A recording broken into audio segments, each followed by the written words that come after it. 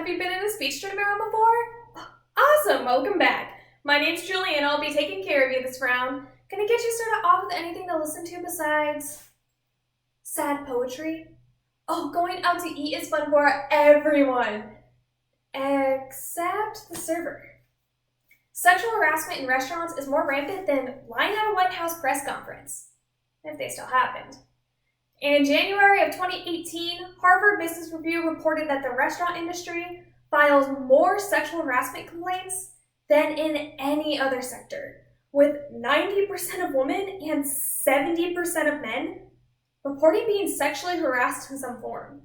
And that doesn't even include Chad's favorite, Hooters, or Karen's favorite, Dick's Last Resort, or my favorite, both.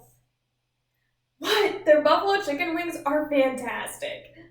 But in restaurants, sexual harassment is considered part of the job. As if running around in circles for 12 hours wasn't bad enough, now I have to deal with Chad's bullshit, which includes, as soon as he's leaving, he tells me, don't take this the wrong way, but you have, like, a nice body. To which I have two responses. One, is there a right way to take that? And two, 6 feet apart, Chad. It's social distancing time now. Even within the Me Too movement, restaurants have been largely left off the tab. So today, our first course will be the causes of sexual harassment in restaurants, followed by the main entree of the salty effects, before finally savoring some sweet solutions. Like an 86 Chad. Childish, handsy, arrogant douchebag.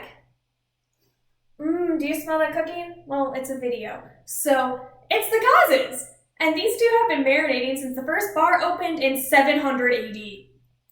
Inadequate safeguards and marginalization of workers. Modern Restaurant Management reported on March 3rd, 2019, that after filing a sexual harassment complaint with the Equal Employment Opportunity Commission, it can take nearly 295 days just to get a response. About enough time to get pregnant, have a baby, deliver it, and name it Chad. And filing a complaint with a manager doesn't get very far either. Restaurant owners value managers more than tip workers, and management values the customer more. So tip workers just get screwed. Not even gently.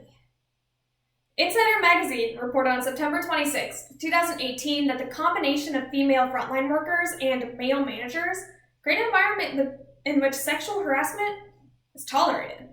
It creates a power dynamic that allows sexual harassment to flourish.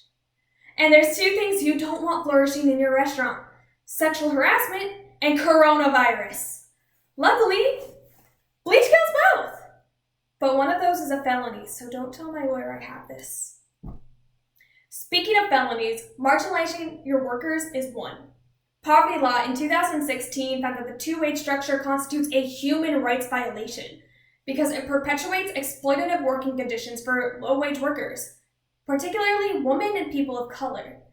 Juliana, that's like a source from 2016. Things have changed now. Oh, thanks, Karen. Things have changed. We don't even have jobs anymore.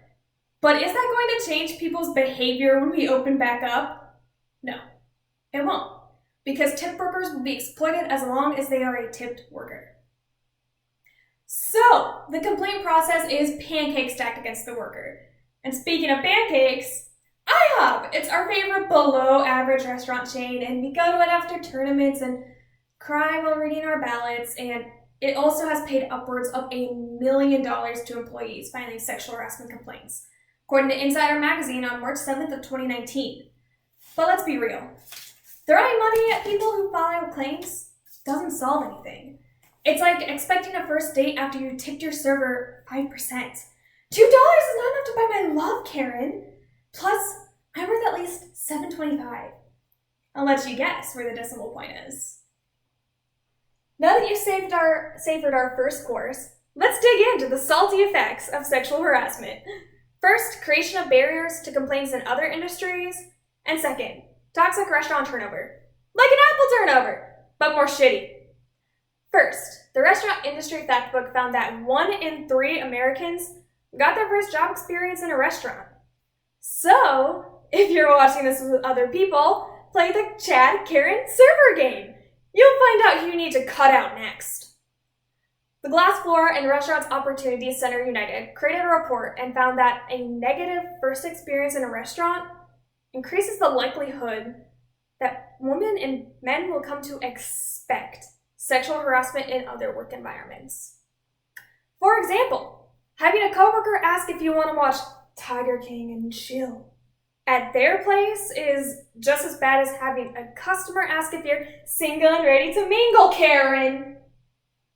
These are obvious cases of sexual harassment, but in the service industry, instances like these are played off and ignored, which allows Dan from marketing to ask the new intern if they want extra hours at their place, because they were a server before, and they expect this kind of treatment. Dan is Chad 2.0, and the restaurant industry normalizes their behavior, but doing so backfires, as it leads to our side dish, toxic restaurant turnover. Just like a dry Pinot Noir pairs with filet mignon, sexual harassment pairs with making restaurants look bad. I mean, after what I've said so far, would you want to work in a restaurant? If yes, then give me the 6 right now. Or more appropriately, the 86. Modern Restaurant Management reported on October 8th, 2019, that the restaurant industry's huge turnover rate of over 70% a year increases the chances of those employees who experience sexual harassment leaving before they've even filed a complaint. So no one wants to watch Tiger King and chill. I'm sorry, but we would rather watch that monstrosity at home with wine. A lot of it. And even if we were single, we don't want to mingle with someone who only tips 5%. Not a great first impression, Chad. Ugh. Now that we've enjoyed the saltiest of effects, let's finally move on to something sweeter. Solutions! And not just top-shelf solutions like Grey Goose, but a reliable Smirnoff of personal and legislative solutions that get the job done without being watered down. You know, profit margins are really important right now. First, on a personal level, don't be a Chad or a Karen. The easiest way you can personally combat sexual harassment is not to harass people. Shocking. Even if they look like Brad Pitt or Angelina Jolie, don't ask for their number and don't pull the single and ready to mingle crap. That shit is cheesier than your bland-ass Alfredo sauce. Also, if you see something that raises some red flags, say something.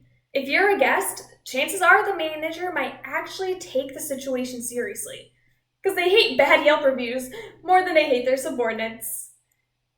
But let's take this one step further. Say something in the moment, because it forces the manager to actually do something about the situation without brushing it off 10 minutes after you leave. Second, on a legislative level, the minimum wage in the United States is about $7.25. But for tip workers, the legal minimum wage is $2.13 an hour. I mean, what the heck can you buy for $2.13? 2 Arizona teas? Please, I'm asking. Some ramen? I'm not going to live off of Arizona tea and ramen now that I graduated college. And the New York Times agrees and reported on March 12, 2018 that labor rights activists convinced that tipping contributes to harassment argue for eliminating the lower minimum wage. And The Guardian on November 5th, 2017 recalls its results. In states where the tip minimum wage remains below the federal minimum wage of $7.25, women interviewed by the Restaurants Opportunity Center United were twice as likely to say they had been harassed. The Glass Floor also offered a great starting point to ending coworker harassment, supporting a Fair Employment Protection Act to restore strong protections against sexual harassment from supervisors, because no one wants to wait baby incubation time for a response from the EEOC. Restoring the protections within the Fair Employment Protection Act is a great place to begin removing sexual harassment from the menu. Because I'm not gonna lie, it leaves a bitter aftertaste.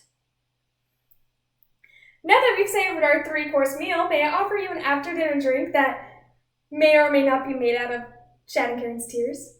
It's a blend. I call it Sharon. I cannot confirm that because that would be an OSHA violation, but it's a little on the salty side between you and me. Oh, what about a prose or impromptu, please? We have way too many and it's always like this. I am giving them away for free. Sexual harassment is a pervasive issue within the restaurant industry.